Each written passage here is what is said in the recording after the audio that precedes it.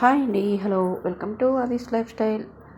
ఈరోజు ఈ వీడియోలో చికెన్ మోమోస్ని ఎలా చేసుకోవాలో చూపిస్తానండి. ఫస్ట్ టైం చేసే వాళ్ళకి కూడా చాలా సింపుల్ అండ్ ఈజీగా చేసేయచ్చు, అంత టేస్టీగా కూడా ఉంటాయి. ఇప్పుడు వీడియోలోకి వెళ్ళిపోదామా. ఒక గిన్నె తీసుకొని దాంట్లో నేను ఒక మైదా పిండి తీసుకున్నానండి. నేను చూపించే గిన్నెతో నేను గిన్నెన్నర తీసుకున్నాను. దీంట్లో కొంచెం సాల్ట్ వేసేసుకొని కొంచెం వాటర్ పోసుకొని బాగా కలుపుకోవాలి. ఇలా కలుపుకున్న తర్వాత నేను కొంచెం లైట్గా ఆయిల్ వేసేసి మళ్ళీ ఒకసారి మొత్తం మెత్తగా కలిపేసి మూత పెట్టేసి పక్కన పెట్టేసుకుంటున్నాను. ఇప్పుడు నేను చికెన్ తీసుకున్నానండి. 1/2 kg వరకు ఉంది చికెన్, బోన్లెస్ చికెన్.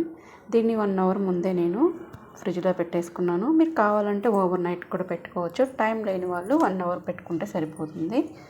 ఇలా ఒక గిన్నెలో వేసేసుకొని ఉప్పు పసుపు వేసేసుకొని ఒక 5 నిమిషాలు ఉడికించుకుంటే సరిపోతుందండి. ఎక్కువసేపు ఉడకాల్సిన అవసరం లేదు, ఎందుకంటే ఇది చల్లారిన తర్వాత మనం గ్రైండ్ చేస్తాం కాబట్టి.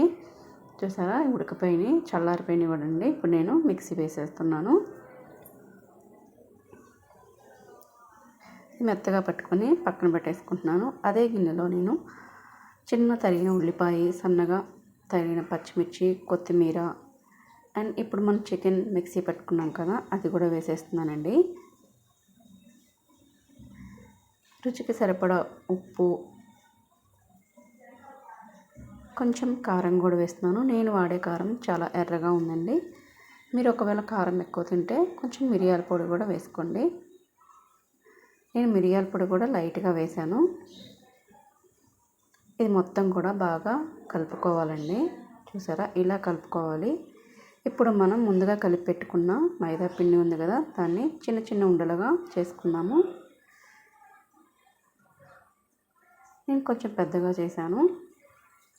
ఇప్పుడు దీన్ని చపాతీలాగా పాముకోవాలండి. ముందు పొడిపిండిలో పెట్టేసుకొని పొడిపిండి అద్దుకోవాలండి. మొత్తం కూడా అద్దుకొని మనం చపాతీ ఎలా పాముతామో అలా పాముకోవాలి. మరీ మందంగా అయితే చేయకూడదు, పలచగానే చేయాలి, ఎందుకంటే మైదా పిండి సాగుతుంది కదా, అందుకు. ఇలా చేసేసుకొని నేను కొంచెం పెద్దగా చేస్తున్నానండి. మీరు కావాలంటే చిన్నగా అయినా చేసుకోండి. నేను కొన్ని పెద్దగా కొన్ని చిన్నగా చేస్తున్నాను. ఇలా మనం వెల్లుల్లిపాయ ఆకారంలో ఇలా మొత్తం మడత పెట్టేసుకుంటే సరిపోతుందండి. నేను కొంచెం పెద్దగా చేశాను. చూసారా, ఇలా చేసుకుంటే సరిపోతుంది. అండ్ ఇంకొక స్టైల్లో కూడా చూపిస్తున్నాను. మళ్ళీ ఇలా చేసుకొని మళ్ళీ మనం చికెన్ పెట్టేసుకొని దాంట్లో చుట్టూరు చపాతీకి తడి పెట్టుకోవాలండి. ఇలా వాటర్ రాసుకోవాలి లైట్గా.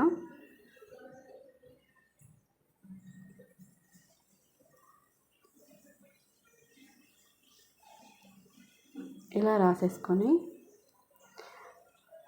ఇలా అతుక్కునేలా కొంచెం ప్రెస్ చేస్తే సరిపోతుందండి. చూసారా, నేను ఇలా చేశాను.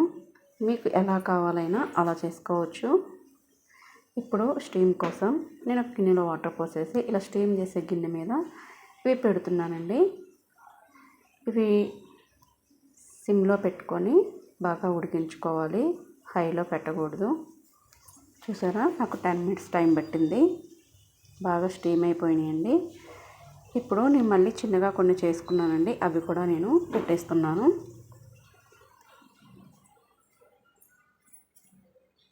కానీ నాకు చాలా తక్కువ టైం పట్టిందండి, చాలా బాగా వచ్చాయి. చూసారా, నా ఛానల్ నచ్చితే సబ్స్క్రైబ్ చేసుకొని లైక్ చేయండి. Thank you.